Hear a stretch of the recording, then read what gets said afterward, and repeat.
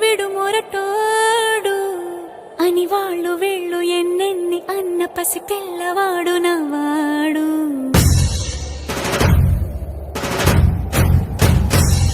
విడు ముండోడు అని ఊరు వాడ అనుకున్న గాని మహారాజు నాకు నవ్వాడు.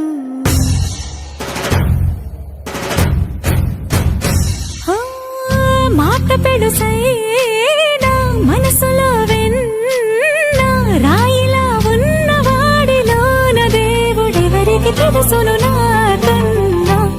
సూసేకి అగ్గిరవ్వ మాదిరే ఉంటా